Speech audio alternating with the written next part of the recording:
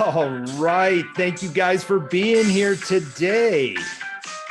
So welcome to the Art of Healing with your hosts, Dr. Judy Jasek of Animal Healing Arts and Matt Rowe of ParsleyPet. During our show, we are talking about your pet's health, raw feeding, and alternative treatments for cancer, unexplained illnesses, and supporting your pet's natural ability to heal. Welcome, Dr. Judy, to this week's show. Thanks, Matt. Always happy to be here and happy to discuss going on vacation. Not my vacation, but the pet parents that we know, their vacations. I love that the world is opening up again. Yeah, that we can actually talk about going, where are you going? Like, because last year nobody did anything. Right. Everybody was just locked down and they didn't, have anything. Now the vaccines are coming out. There's a bunch of stuff that's happening. And I think that we're hitting close to that herd immunity side. I listened to something the other day that said something about herd immunity and how the United States is starting to reach that precipice very quickly. Mm-hmm. Well, it's good to see people getting out, enjoying life, planning trips, and gosh, what are we going to do with these poor pets that have been home with mom or dad for all these months with constant companionship? Now they're going to leave, and what the heck is what they're going to be saying. Right. Like, you now inundated. We just got used to you being here. Now you're gone. Yeah. Like, you're actually leaving us. Yeah. So when this is something that my wife and I talk about quite a bit, and we searched for a couple of years to find somebody that we trusted that would watch the dogs for us, because we have two. And we tried boarding, we tried friends, coming over, just letting them out, doing all those other kind of crazy things that you do when you want to go on vacation, now that everything's opening up again. So that's what this show's about, is how do we watch our dogs? How do we trust somebody to effectively do it? And then what should we look for when we're talking about boarding our pet? And what should we pay attention to, as Leo shakes over in the background? I knew that was a dog sound. I wasn't sure what he was doing. Yeah, he was. Yeah. He's like, no boarding, Dad, no boarding. He's like, wait a second. I heard the boarding word. I'm not super cool with this. All right. We didn't talk about this today. So how do I find care? Like, if I'm looking for care and going out and I need somebody to watch my dog, and hopefully you're feeding raw and you have probably some very specific feeding criteria, how do I find somebody? So I think there's a couple real important things. One is the pet's personality. Like, I have little dogs. They're very sensitive, very dramatic. They're chihuahuas, what can I say? I wouldn't put them in a boarding kennel. Like, they would just hate that. So I've always had in-home pet sitters. Now, for dogs that are extremely social, a high energy Labrador retriever that just everybody's their best friend and they love to play with other dogs, they would do great probably at a boarding kennel that had some daycare where they could be out running around. I mean, my dogs are good with a little leash walk every day, and they go back to their nap, and somebody puts food in their dish. So I think you have to look at what situation is going to be best for your pet based on their personality, because I've seen some dogs really get kind of emotionally disturbed from being put in a boarding kennel too much. People that traveled a lot for work, when people used to do that more, and they'd be traveling once a month or so, and some dogs just didn't take well to boarding. So if you're looking for it, but in-home pet sitter, I mean, I like to have somebody stay at my house because my dogs are older and I just feel better having somebody here. But then who do you trust, right? This is your home. Somebody's going to have, keys to your home, your garage code, or, whatever. There could potentially be going through your things. And so I always look for personal referrals. I know there's sites where you can go. Is it Red Rover or something? It's something Rover that, well, it's like a listing site for pet sitters, but then you have no idea who these people are. Are they telling the truth about who they are? So that makes me nervous. I always go with personal referrals. And so ask at your, your veterinarian, your friends, just start, talking it around. I mean, we're planning some camping trips this summer, and, there was a couple dates that my regular pet sitter couldn't come in. So I just started asking, who knows a pet sitter. And so I was able to find somebody else, word of mouth. So now I got a backup pet sitter. That's great. And have them come over, meet your dog, see how your dogs interact. Dogs pick up, and cats too, for that matter, pick up on people's energy. And if you just don't get a good vibe, we were talking before the show, we're hiring a new employee here at the clinic. And I tell you what, I just got to pick up a good vibe from the second I walk into the room with the person. If I don't even know what that's all about. But if I don't pick up that good vibe, I'm probably not going to hire them. And I think it's the same with the pet sitter. Trust your intuition. And it's not that they would be a bad person, but you need the right fit for your home and for your pets. And how do your pets interact? If your pets tend to be a little bit shy, do they take some time getting to know them and giving, your shy pets a chance to approach them? If your pet's very rambunctious, are they comfortable handling that? If you have a big dog, can they handle a big dog on a walk? And then also think through, what are you going to ask them to do? Now, it's one thing to have somebody taking care of your pets in your home. Are you going to want them to take them out on walks? Where can they take your pet? Are you going to ask them to take them to the dog park? I think, you need to think through all those things. I personally don't ask people to transport my pets because I just think that's an additional risk, additional circumstances where something could go wrong. So I don't usually ask people to do that, but think through all that. And then of course, find out about cost. And you mentioned diet earlier, Matt. Those of us that feed our dogs raw, make sure that they're comfortable. Okay, I feed my pets raw. This is the routine. I've never seen that to be a problem, usually with adequate instructions. And then, usually like I'll divide up portions and make it real super simple when I have somebody taking care of my pets, and provide good instructions. Write out the instructions. Nobody can remember everything, so don't expect people to remember what you say. You're used to taking care of your pet, so it's like second nature to you. But for somebody coming into your home, and somebody that takes care of multiple pets, they may not remember, oh, was that this pet, or was that, Daisy in that other house? Have really explicit, clear directions written down, and go over them ahead of time, or send them to your pet sitter, or give them time to read it. Make sure that you can answer any questions. And then also, I think, be very clear about, what do you expect as far as communication?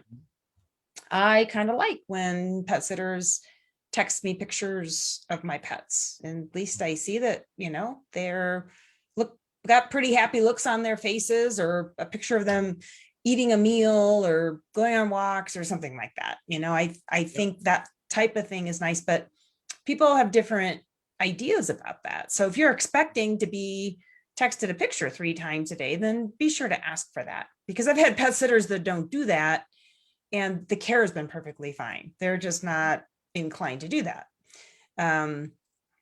So be very clear on what you expect. I mean, there's also so much technology now. A lot of people have, cameras in their home where they can check in and actually see what's going on, and all that. So if that is the case for you, you probably want to disclose that to your pet sitter, that you might be spying on them. But you brought up a great point. It's like really dissecting what you specifically want for your care. And when I told you that, my wife and I were trying to find a pet sitter for quite a while, and it took a few years. And I remember early on, and I'm going to tell you a horror story of what happened when we didn't do this. So our kids were young. We were going to fly to New York for Christmas to go see her sister. And we left, and we were going to leave my aging dog, Doc, who was 12 years old at the time, under someone's care. And we decided on the babysitter that came and watched our kids. Now, our kids at that time were like 3 and 5, and we're like, oh my gosh, if this young woman can take care of both of our dog or take care of both of our kids, she can watch the dog for the week. Mm-hmm. Now, we didn't set expectations. We didn't say, oh, hey, make sure you do this, or hey, this is what we're looking for. This is how often we want you to come over. Now, we did have that discussion. It's like at least twice a week, we want you, or twice a day, we want you to come over. Twice a week would be awful. Twice a day, come over, make sure one's there before 9 a.m. in the morning and one's right after 5 p.m. at night. So they get plenty of walk and plenty of time in between. And then we tried to say, hey, could you swing by at noon to let her out too, to make sure, because she's 12. We don't want to have her hold her urine for too long. And so we kind of, we didn't get it down in writing. We just thought we had a really good rapport and relationship with her. So we hear nothing throughout the week. Now, we didn't set that expectation to say, hey, just make sure you send us a picture, let us know how things are going. So we get home to our downstairs carpet destroyed. I mean, what happened was, and this is our assumption, is that it was over Christmas time. She did not come and let Doc out. Doc couldn't hold her bowels, and destroyed the entire downstairs with her feces. Gosh, so did she not come the whole week? She came, but she came late because she tried to clean it up. And took every flat object that we had owned in the kitchen at that time, from like a dough scraper to spatulas, and tried to use it to clean it up. Oh, it was, and from this point forward, we learned our lesson that just getting, going after a babysitter or saying, oh, this person's responsible, the neighbor kid's super responsible on coming over, I don't think that's essentially the best way. Yeah. Don't just find the first person that says, they want to make a few extra bucks on Christmas vacation or whatever.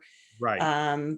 That's where it goes back to me, to the personal referrals. I don't think I would hire a pet sitter unless I talk to somebody that I know is very particular about their pets, and this person has sat for them, or they personally know people that they have sat for. That's the only way I would hire somebody. And if you do have to go with the neighbor that's right next door, or a babysitter, kind of like from that story I told, is make sure you set clear expectations in writing. And you go over it with the individual. You sit them down. You just don't do it, like what I call a hallway based conversation, which is they're standing there and you're like, oh, hey, make sure you do this, make sure you do that. Right. Because as human beings, we really only remember 7% of what other individuals say. Right. But when it's in writing and it's written down, this is what I expect, it's not you being mean about it. It's you just really declaring, I'm going to give you this money for this service. This is what I expect for this service. If you're not willing to do that, let me know. I'll find somebody else that is happy to do that for me. And, really think through your routine with your pets too. Because I find when I've written down my instructions, and I have a sheet that now, pretty much I can just go in and modify, but there's a lot of little idiosyncrasy things that I do that I've just started doing because, that's the way my pets like it. They like to be fed a certain way, or, you put the bowls on. I have a mat that I feed them on. They get their bowls on certain sides of the mat. I mean, it's a little thing, but dogs are creatures of habit. And, you switch the bowl placement and you could have a dog fight, because all of a sudden somebody's eating out of somebody else's bowl. I mean, it's little things like that, but really think about your routine. And also, think about whether you want somebody to stay there overnight or just come in 2 or 3 times a day. When my dogs were younger, I did have somebody come in, started out twice and then 3 times a day. And now with them being older, I really feel better having somebody, stay here. But that's also, a consideration is your dog going to be okay? And be realistic. If they're going to come in and feed at 5 p.m. and not show up till 7 a.m., that's a long time for a lot of dogs to go. If they need to go potty later, if you have a dog door or something, then that's different. But think through what's your pet's regular routine and make sure you're not overly stressing the pet by the pet sitter schedule. Yep. You brought up a really good point there, not overly stressing your pet, because now all of a sudden your pet is going under stress because you're no longer there. Their pack leader, their person, their other individuals in their pack is gone. And now you're leaving them alone. It's not like the dog's like, oh, this is great. I can binge watching that next Netflix special I've been wanting to while they're away. No. Your dog's like, when are they going to come back? And so they're going through that anxiety and they're going through that moment. And then if you have somebody coming to your house that they don't necessarily know or trust or feel comfortable with, and this individual is coming over and they're changing the routine, not coming, in the afternoons like they said they would. I mean, you are just adding copious amounts of stress to your dog. And I know I had done this to Doc when Doc, went to the bathroom all over the floor. She didn't want to do it. She was a Labrador. I mean, she probably held it for as long as she could, which breaks my heart that happened. Yeah. And so you look at it, this can be mitigated. And this is something that we can all get around, is really going through setting proper expectations and taking your time to find the ideal person. It's not a quick thing. It's not an afterthought. Right. And another thing that I've done in the past to get my dogs just used to somebody besides me coming into the house, is if the pet sitter does dog walking, or even if they don't, ask them, hey, would you come over a couple times while I'm gone? Like before you're going to leave, like you're going to be gone for the day. And they just come over, take your dogs on a walk. And then the dogs get used to this person coming in, and then they're a good person. They go in with treats, they're going for a walk. And then when they come in to stay, like, oh, this is that person that gave us treats and took us on walks, not just, oh, this is some total stranger staying at the house. Yep. Right. And do some sort of, meet and greet. I mean, you'd have the person come over to the house anyway, but having them come in when you're not there and seeing how that goes, I think is also really good information. Yeah, absolutely. I mean, so now you're talking about, setting those proper expectations up with the care provider that's going to come to your home, so they clearly understand what successful is and what successful is not. Then you're talking about take them another step further and have them start to socialize with your dog. Have them go for a walk, in the neighborhood, following some of these courses and, these habits.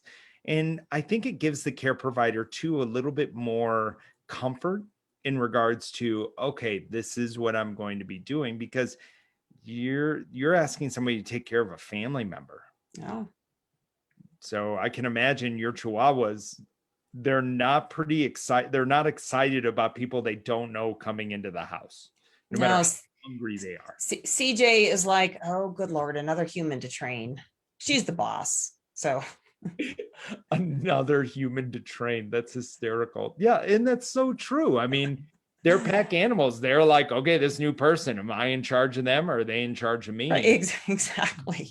Yeah. Well, and I can tell too. And I mean, I love my pet sitters, and if they spoil my dogs, I don't care. If I come home to happy dogs and happy, healthy dogs, I'm good with it. But I can always tell when she's trained them to, what schedule she's been getting treats on and different things like that, which is just fine. Like I said, if they're well cared for, I don't care if they get spoiled. I'd rather have that than have things go the other way.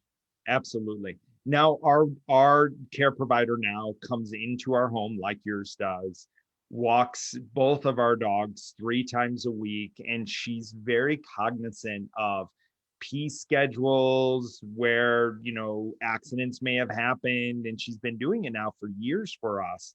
And she essentially is almost a part of the family to where our dogs you don't see that moment of anxiety when we go to leave, even though Mr. Chacha does turn his back to us, especially Jamie, when we're setting stuff by the door, because we have our routine of when we leave, how we back up. Yeah, Chacha will sit on the couch and with his back to it. Pout, yeah. Just pouting, sitting there, just looking at the back of the couch. It's almost comical. That's pretty funny. So maybe we should also touch in on boarding kennels if people do decide to go that way. Obviously, we're both fans of having pet sitters come in, but sometimes that, just doesn't work depending on your pet. If you have a big rambunctious dog, you don't want to leave your dog alone in your house for all those hours, or you don't want them crated or something. If you do like crate your dog when you leave because you're not gone for long periods of time, that may not work well if you're going to be gone a little bit longer. So, a huge thing I wanted to touch on is vaccinating. A lot of boarding kennels will require current vaccines. Now, rabies is regulated. It's pretty hard to get around not having a current rabies shot if you're going to board your dog. This is another huge advantage of getting a pet sitter, by the way. Those of us that like to minimize vaccines, it's just a non-issue. Pet sitters typically don't care what your dog's vaccine schedule has been. But just some suggestions. So rabies, pretty much you're going to have to do that if you're going to board. But for some of the others, ask if they will accept titers. If you just ask what they require, they're going to give you a laundry list of vaccines that they require. But if you say, I really like to minimize vaccines in my dog, will you accept a titer? And I have found that the large majority of kennels will accept a titer test. If you ask, sometimes we have to explain what a titer test is and how that all works, but a lot of them will. We offer Bordetella no-sodes. Bordetella is the kennel cough vaccine, and a lot of places will require that. We do offer the no-sodes, and a lot of places will be okay with that as long as the dog has some protection and people are under the guidance of a veterinarian. I've found that I've written, quite a few of these letters to kennels and daycares and things like that, saying they just want to know that the dog's protected. They want your business. They just want to know that they're not setting themselves up for a disease outbreak, and I don't blame them. Yeah. But if they have a note, usually from a veterinarian that says, we've done titer testing, we've done no-sodes, I feel like this dog is protected and safe to board there. And usually with that reassurance, they're okay. And you know what, if they're not, look for somebody else. That would be my opinion, because I think it's really important to not be giving your pet a whole bunch of vaccines and then leaving them in a boarding kennel. So you're pumping them full of vaccines and then you're putting them in this potentially stressful situation. I mean, no matter how much or how well your dog does at a boarding kennel, it's still not home. And then if they get sick and they don't feel good after the vaccines, you're just letting them, hang out there in some strange place, not feeling good. Right. And the people there may not pick up on those behavior changes. If your pet, they may not know what your pet's normal behavior is. And your pet may just be laying and sleeping a lot, and you would know that's not normal for your pet, but they might not. So if you do need to give, update vaccines, I would suggest giving your pet at least 2 weeks before you're going to need to, to drop them off so the body can process those. But try to minimize them as much as possible. Make sure you go in and inspect the facility, get a full tour. Is it clean? Ask about the routine. Where's the pet kept? And if you get a tour, you'll know in a hurry whether or not they're keeping up on cleaning, or, how big are the cages? Do the pets get out of the kennels or crates, whatever they're, they're kept in to play, how often are they walked, how late in the day does somebody check on them, be very specific about the routine. A lot of places these days do have webcams too, so you can actually, I'm sure it probably costs a little bit more, but you could actually, hop on your phone and you see a video of how your dog's doing. And, they're probably going to make sure those dogs get good care. Not that they wouldn't take care of the other dogs, but it's human nature. If Right. they're busy and they're pushed and they're like, they know somebody's watching, Yep. It's probably a good chance though they might, do a few extra things for your pet. So definitely find out what the routine is. Do they do like some sort of screening on dogs that are allowed to play together? Do they let dogs play together? Do they check personality types, or do they just turn a bunch of dogs out and hope for the best?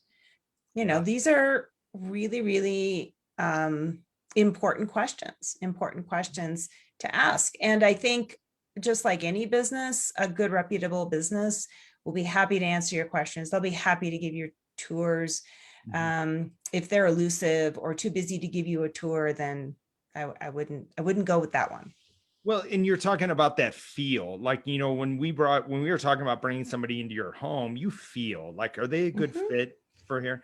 I think you feel the same thing, that if you're going to have your dog boarded at a facility, you probably, from the moment you walk in the door, you feel it. You feel, oh, this is warm. This is someplace that I would want to be at. This is someplace that I feel comfortable leaving my dog, from the eye contact that you receive from the patrons inside, from the attention that they're giving you. Like you said, like, are they going to give you a tour? Are they going to allow you to snoop around a little bit? Are they, or do they answer your questions in a way that you feel confident and comfortable that they're doing their job, that they're really stepping forward, and your dog is the most important thing in their world while they're there? Right. And so, with all of that, I mean, really, when we're feeling that type of stuff and we feel good about something, typically is a pretty good decision, especially if your dog does well social with other animals and all that type of stuff. But man, there are places I've been in where I'll leave and I'm like, there's no way that I feel comfortable at all leaving my dog there. Yeah. Ask about food too. That's another thing. I think it's even more important for a boarding kennel, if they will feed your dog raw, because I think some won't. Because the last thing, again, you don't want your dog stressed by a diet change while you're gone. So make sure that that if your dog's on raw or some sort of fresh food diet or whatever you're feeding it, that they will feed the same thing. Now it's going to be up to you to package up the proportions, make it real easy for them, label them, have it all pre-prepared. Right. But make sure that they're okay with that. They understand safe handling. They're washing the food bowl. If you're feeding raw, things like that. But again, in a hurry, just ask the question. Right. And if they're just like, nah, I don't know about that, then, maybe move on. Yep, absolutely. So there's lots of options. That's the one thing beautiful about, most towns have multiple options for facilities that you can take your dog to, and also multiple options for private businesses that want to come to your home and take care of your dog. But there's some steps. I mean, just really being a little bit more intentional. So writing out the processes, writing out your system for how you grow your pet, for how you take care of your pet, so they can duplicate it just like you do, as best as you can.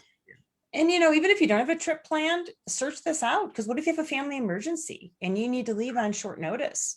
You don't have time to do the research. You don't have time to write down all these detailed instructions. You need to leave town tonight. And you want a couple options because you might not be able to get, your favorite pet sitter.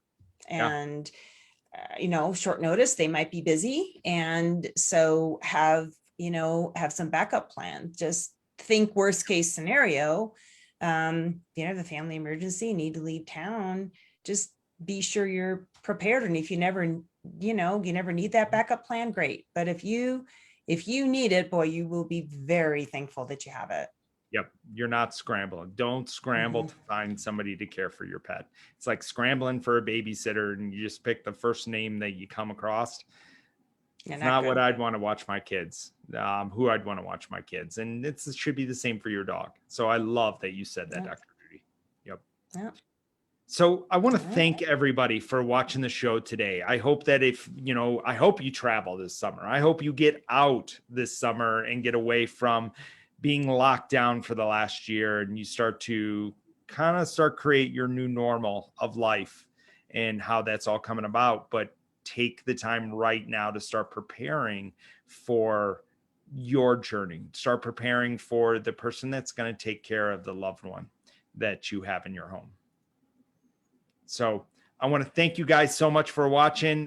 Definitely, if you ever want to get in touch with Dr. Judy, her email address, or not email address, but her website address is down below in the show notes. And she does incredible telemedicine and can definitely have a conversation about you and your dog. And I think that's the most important point. Dr. Judy's going to have a conversation with you. She's going to take time with you to understand what's going on with your dog right now, and not just really just go after a very quick diagnosis and treatment. It's really going to take a look at really understanding your dog and your comfort of care as well. So definitely have a conversation with Dr. Judy and reach her right there at her website. Right there, you can book an appointment with her. Also, you can follow us at ParsleyPet.com. Have your dog tested for the nutrients that they have, so you know that you're feeding the ideal diet for your dog. So I hope you guys all have a great day. Thank you so much. And thank you so much, Dr. Judy, for the show. Absolutely. Happy travels, everybody. Yes, happy travels. We'll see you guys soon.